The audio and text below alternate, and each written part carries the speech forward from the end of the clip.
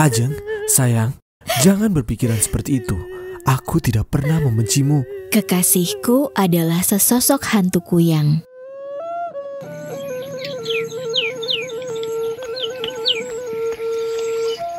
Di sebuah area terpencil di perkampungan, terdapat sebuah desa tua yang dimana penduduknya jarang berpergian. Suatu hari, ada seorang pedagang manik-manik yang melakukan perjalanan ke desa itu. Hei anak muda, kau mau kemana? Sepertinya kau bukan berasal dari sini. Ah, benar. Aku seorang perantau. Aku bermaksud untuk tinggal di desa ini dalam beberapa waktu, hingga aku kembali melanjutkan perjalananku. Ah, bagus-bagus. Aku bertanya kepada orang yang tepat.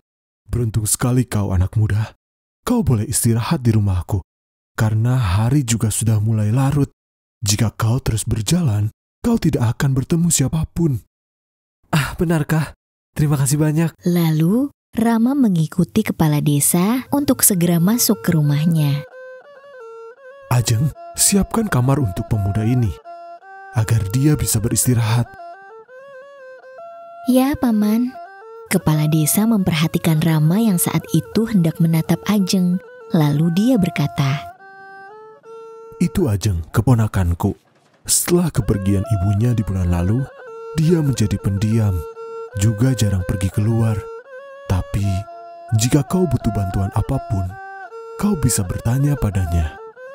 Dia tinggal di rumah kecil di belakang. Iya, baik Tuan. Rama menjawab dengan rasa malu, lalu dia pun pergi beristirahat. Setiap hari, Rama diam-diam pergi ke rumah Ajeng. Di malam hari, Rama merasa resah dan tak bisa tidur. Kenapa aku tidak bisa tidur? Tiba-tiba angin yang dingin berhembus yang membuat Rama merasa tidak nyaman. Lalu dia pun pergi keluar dan melihat Ajeng berjalan sendirian. Dia pun merasa penasaran. Bukankah itu Ajeng? Apa yang dia lakukan di luar malam-malam begini? Ajeng, sudah jam segini. Kau mau pergi kemana? Tidak apa-apa, Rama. Aku hanya ingin memberikan sesuatu kepada seseorang. Memangnya kau harus pergi selarut ini? Apa kau tidak takut? Apa aku perlu menemanimu pergi? Ini sudah malam. Tidak baik jika kau pergi sendirian. Rama bertanya dengan heran. Tidak usah. Sebaiknya kau kembali istirahat. Kau kan butuh tenaga untuk menjual manik-manik di pasar besok. Setelah itu, Ajeng bergegas pergi. Beberapa hari kemudian, penduduk desa berkumpul di depan rumah kepala desa. Baunya busuk sekali. Seperti ada yang membawa ikan mati ke sini. Hei, ada acara apa kalian berkumpul di rumahku seperti ini? Tidak ada acara apa-apa, Pak Kades. Hanya saja kami mengalami hal yang aneh akhir-akhir ini. Beberapa dari kami selalu kehilangan ternaknya tiap malam. Kami tidak mengerti ada apa ini, hingga terjadi hal aneh seperti ini.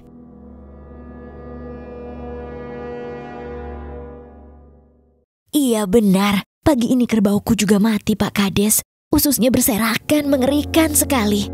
Kalau kau tidak percaya, lihat saja sendiri. Ayo kita cari tahu lagi apa yang sebenarnya terjadi. Baiklah, kalau begitu ayo kita pergi. Rama keluar dan melihat orang-orang berbondong-bondong pergi ke suatu tempat. Dia pun mengikuti mereka yang hendak menuju rumah salah seorang warga. Belum juga sampai di rumah yang mereka tuju, seketika tercium bau tak sedap di area pekarangan rumah itu. Tidak salah lagi. Pasti ada yang membawa ikan yang sudah mati ke sini. Baunya busuk sekali.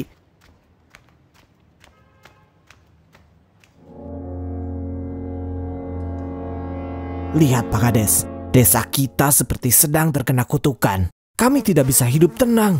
Semua ternak kami mati setiap hari. Apa yang mesti kita lakukan selanjutnya, Pak Kades? Kurang ajar kau, Rama. Baru beberapa hari ke sini, bisa-bisanya dia membuat Ajeng jatuh cinta padanya. Aku rasa Pak Kades, seseorang telah membawa kutukan ke desa ini. Karena Rama bisa dekat dengan Ajeng, gadis idaman semua pria di desa, pria lain menjadi iri dan menuduh Rama sebagai pelakunya. Benar, siapa orangnya ya? Pak Kades, aku rasa kau sudah mengerti apa yang sedang aku bicarakan, kan? Apa maksudmu? Cukup, semuanya pulanglah. Kalau tidak, hantu itu bisa saja memakan anak-anak kalian. Silahkan pulanglah. Aku akan mencari solusi untuk menyelesaikan masalah ini. Pak Kades pun berbisik pada dirinya sendiri sambil mengangkat kepala ke langit, seperti sedang memikirkan sesuatu. Aku rasa ini sudah waktunya. Sore harinya, penduduk desa berkumpul di rumah Dean.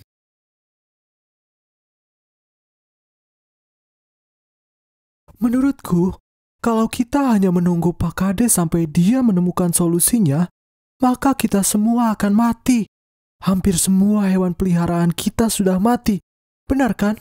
Jika begitu, apakah kita semua akan hidup dengan tenang? Coba pikir, apakah menurut kalian itu masuk akal? Lantas, jika kita tidak menunggu Pak Kades, apa kau punya solusi lain? Coba katakan, apa solusi darimu? Iya, aku rasa Dean juga tidak punya solusi yang bagus. Aku rasa dia hanya iri dengan Rama. Dia hanya ingin kita menyingkirkan Rama. Tidak, bukan begitu. Aku memang benar-benar punya solusinya. Oleh sebab itu, aku berani berkata seperti itu. Jadi, apa solusi yang kau punya? Di desa kita, hampir semua ayam, bebek, sapi, dan kerbau mati. Jadi menurutku, kita harus mengumpulkan semua hewan yang tersisa di satu tempat. Bagaimana? Apa kalian setuju? Baik, lalu selanjutnya apa? Selanjutnya, kita sembunyi sambil mengawasi hewan-hewan itu. Kalau dukun atau hantu itu lapar, dia pasti akan muncul. Nanti, kita akan tahu siapa orang itu sebenarnya. Bagaimana menurut kalian? Penduduk desa menyetujui pendapat Dean. Mereka mengumpulkan semua hewan mereka di satu tempat dan mengawasinya secara bergiliran. Saat itu, Rama melihat penduduk desa membawa hewan ternaknya. Dia merasa curiga, lalu dia pun mengikuti mereka. Saat dia tiba di rumah Pak Kades, Rama bergegas mencari Ajeng di rumah kecil yang ditinggalinya. Rama, kau kenapa? Kenapa kau datang diam-diam seperti ini? Tidak apa-apa. Aku hanya ingin memastikan kau baik-baik saja. Hah? Aku baik-baik saja. Bagaimana denganmu? Kau terlihat sangat cemas. Apakah ada sesuatu yang tidak aku ketahui? Tidak apa-apa. Tapi, bolehkah aku tinggal bersamamu malam ini? Aku khawatir dengan keadaanmu. Tidak bisa. Jika ada orang yang melihat kita, mereka akan berpikiran buruk. Rama, kepala desa ingin bertemu denganmu. Ini penting. Kau harus segera bergegas. Ayo, cepatlah. Iya, baiklah. Sebentar lagi aku ke sana. Rama pergi mengikuti orang itu, tapi dia tidak lupa mengingatkan Ajeng. Ajeng, berjanjilah padaku bahwa kau tidak akan pergi kemana-mana jika aku belum kembali. Ajeng tidak berbicara dan hanya mengangguk. Ketika malam tiba, karena Ajeng adalah seorang dukun, dia merubah dirinya menjadi hantu dan merasa haus akan makanan. Dia pun melayang keluar untuk mencari makanan.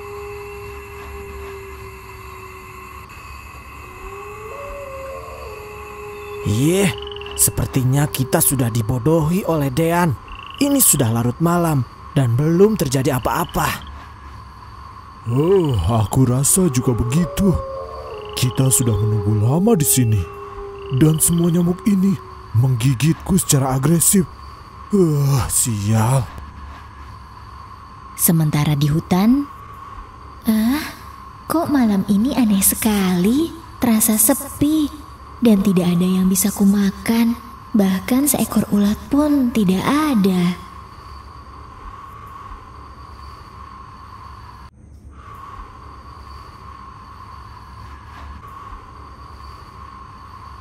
Ajeng mendengar suara dari arah lain. Karena dia merasa sangat lapar, dia pun menghampiri suara tersebut. Enak sekali. Kemudian dia mendengar banyak suara di balik semak-semak yang ada di dekatnya. Lagi-lagi karena lapar, dia langsung terbang menghampirinya. Tidak, berhenti Ajeng. Ini aku, Rama. Berhentilah. Ini aku. Kau tidak.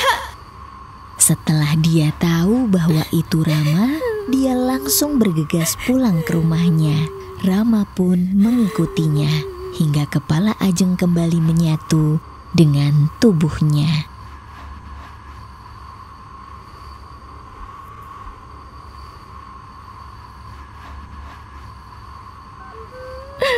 Rama, apa kau tidak benci kepadaku karena aku bukan manusia?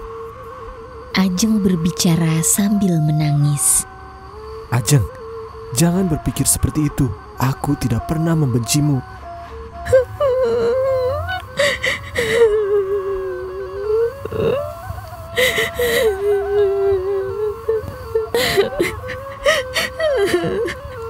Tetapi penduduk desa yang lain muak padaku.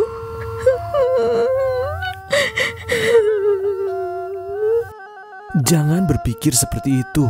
Sebenarnya, aku sudah tahu tentang dirimu saat aku mengikutimu malam itu. Pada malam itu, tingkahnya aneh sekali. Kenapa dia? Sudah larut begini, dia mau pergi kemana? Aku harus mengikutinya. Setelah itu, Rama mengikuti Ajeng ke dalam hutan. Rama terpaku sambil berkata di dalam hati, dia tidak bisa berbuat apa-apa ketika melihat kepala Ajeng terlepas dari tubuhnya. Oh tidak mungkin. Ternyata Ajeng adalah hantu kuyang. Ketika Ajeng sadar bahwa Rama telah mengetahui siapa dirinya, tetapi dia tetap mencintainya dan melindunginya, Ajeng semakin terharu. Ajeng, aku rasa kita harus pergi dari tempat ini.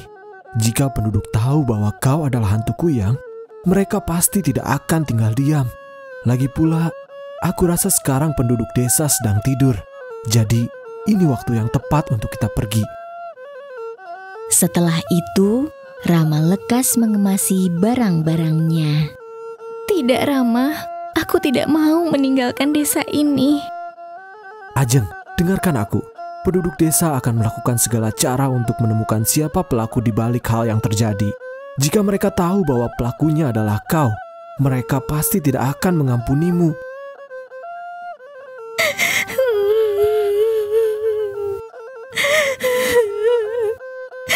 Tapi, Rama, bagaimana perasaan Pak Kades jika kita pergi tanpa memberitahunya? Tidak apa-apa. Pak Kades sudah mengetahui hal ini sebelum aku. Dia juga yang menyuruhku supaya kau tidak keluar malam ini. Karena jika kau keluar, penduduk desa pasti menghabisimu. Sekarang, ayo kita pergi. Cepat. Kalau tidak, kita bisa terlambat, Ajeng. Cepat. Kita bergegas. Ajeng setuju dan pergi bersama Rama. Mereka tidak menetap di satu tempat dan sering berpindah dari satu desa ke desa lain. Mereka pun hidup bersama dengan damai. Sementara sejak kejadian di malam itu, Dean dicap sebagai pembohong oleh penduduk desa.